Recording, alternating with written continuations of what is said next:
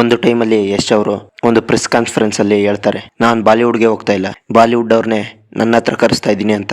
ಅದು ಇವತ್ತು ನಿಜ ಆಗಿದೆ. ಇವತ್ತು ಟಾಕ್ಸಿಕ್ ಸಿನಿಮಾದ ಟ್ರೈಲರ್ ಲಾಂಚ್ ಇದೆ. ಅದು ಎಲ್ಲಿ? ಬೆಂಗಳೂರಲ್ಲಿದೆ. ಬಾಲಿವುಡ್ ಆಕ್ಟರ್ಸ್ ಗಳೆಲ್ಲನ ಬೆಂಗಳೂರಿಗೆ ಬರ್ತಾ ಇದ್ದಾರೆ ಟಾಕ್ಸಿಕ್ ಟ್ರೈಲರ್ನ ರಿಲೀಸ್ ಮಾಡೋದಕ್ಕೆ.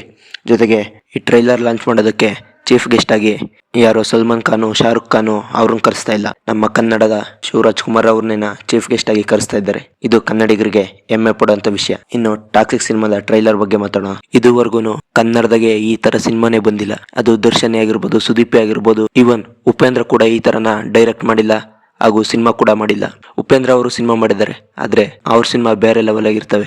ಈ ತರ ಸಿನಿಮಾ ಕರ್ನಾಟಕದಲ್ಲಿ ಇದುವರೆಗೂ ಬಂದೇ ಇಲ್ಲ. ಹಾಲಿವುಡ್ ಲೆವೆಲ್ಗೆ ಈ ಸಿನಿಮಾ ಹಿಟ್ ಆಗುತ್ತಾ ಫ್ಲಾಪ್ ಆಗುತ್ತಾ ಅದು ಜನರ ಕೈಯಲ್ಲೇ ಇರೋದು. ಇನ್ನು ಸಿನಿಮಾದಲ್ಲಿ ಯಶ್ ಅವರು ಡಬಲ್ ಆಕ್ಟಿಂಗ್ ಮಾತ್ರ ಮಾಡಿದ್ದಾರೆ ಅಂತ ನನಗನ್ನಿಸುತ್ತೆ. ಯಾಕಂದ್ರೆ ರಾಯ ಆಗಿದ್ದ ಅವರೇನ ವಯಸ್ಸಾದ್ಮೇಲೆ ಕೂದ್ಲು ಬಿಟ್ಕೊಂಡು ಬೆನ್ನಿಗೆ ಟ್ಯಾಟೂ ಹಾಕಿಸ್ಕೊಂಡು ಕಾಣಿಸ್ಕೊಂಡಿದ್ದಾರೆ ಅಂತ ನನ್ನ ಅನ್ಸಿಕೆ. ಈ ಟ್ರೈಲರ್ ನೋಡಿದ್ಮೇಲೆ ನಂಗೆ ಏನ್ ಅರ್ಥ ಆಯ್ತು ಅಂದ್ರೆ, ಟ್ರೈಲರ್ ನಲ್ಲಿ ರಾಯ ಅವರು ಒಂದು ಮ್ಯಾಜಿಕ್ ಶೋ ಅಥವಾ ಒಂದು ಶೋಗೆ ಹೋಗಿರ್ತಾರೆ. ಅಲ್ಲಿ KR ಅದ್ವಿನಿ ನೋಡಿ ಇಷ್ಟಪಡ್ತಾರೆ, ಅವ್ರಿಗೊಂದು ಮಗುನು ಹುಟ್ಟುತ್ತೆ. ಆದ್ರೆ ಮಧ್ಯದಲ್ಲಿ ರಾಯ ಅಂದ್ರೆ ಯಶ್ ಅವರು KR ಅದ್ವಾನಿನ ಬಿಟ್ಟು ಹೋಗ್ತಾರೆ. ಅದ್ರಲ್ಲಿ ಅವ್ರ ಮಗು ಹುಟ್ಟುತ್ತೆ ನೋಡಿ. ಆ ಮಗುನೇನ ಬೆಳೆದ ದೊಡ್ಡವನಾದ್ಮೇಲೆ ವಿಲನ್ ಆಗಿ ಆಕ್ಟ್ ಮಾಡ್ತಾ ಇದ್ದೇನೆ ಅಂತ ನನ್ನ ಅನ್ಸಿಕೆ. ಆ ಟ್ರೈಲರ್ ನಲ್ಲಿ ಕೊನೆ ಸೀನ್ ಇತ್ತು ನೋಡಿ, ಲಾಸ್ಟ್ ಒಂದು ಅರ್ಧ ಸೆಕೆಂಡ್ ಸೀನ್ ಇತ್ತು ನೋಡಿ, ಯಶ್ ಅವರ ಡಬಲ್ ಆಕ್ಟಿಂಗ್ ಅಲ್ಲಿ ಫೈಟ್ ಮಾಡ್ತಾ ಇರೋದು.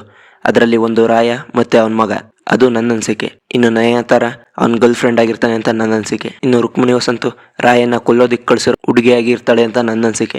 ಆದ್ರೆ ಸೆಂಟ್ರಲ್ಲಿ ಆ ಗ್ಯಾಂಗ್ಸ್ಟರ್ ಅವ್ನ ಹೆಂಗ್ ಬಂದ, ಮತ್ತೆ ನಯನತಾರ ಯಶ್ ಅವರು ಅಂದ್ರೆ ರಾಯ ಅವ್ರ ವಿರುದ್ಧ ಯಾಕೆ ಫೈಟ್ ತಂಡ ಅನ್ನೋದು ನಂಗೂ ಕನ್ಫ್ಯೂಸಿಂಗ್ ಆಗೇ ಇದೆ. ಓವರ್ ಆಲ್ ಆಗಿ ನೋಡೋದಾದ್ರೆ ಈ ಟ್ರೈಲರ್ ನಲ್ಲಿ ಒಳ್ಳೆ ಮ್ಯೂಸಿಕ್ ಕಂಪೋಸಿಷನ್ ಇದೆ, ಯಶ್ ಅವ್ರದ್ದು ಒಳ್ಳೆ ಸ್ಕ್ರೀನ್ ಪ್ರೆಸೆನ್ಸ್ ಇದೆ.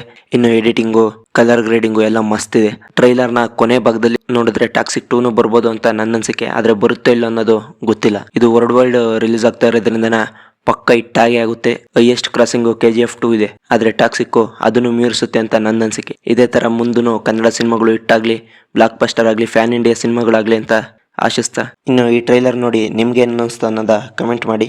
ಈ ವಿಡಿಯೋ ಇಷ್ಟ ಆಗಿದ್ರೆ ಸಬ್ಸ್ಕ್ರೈಬ್ ಮಾಡ್ಕೊಳ್ಳಿ.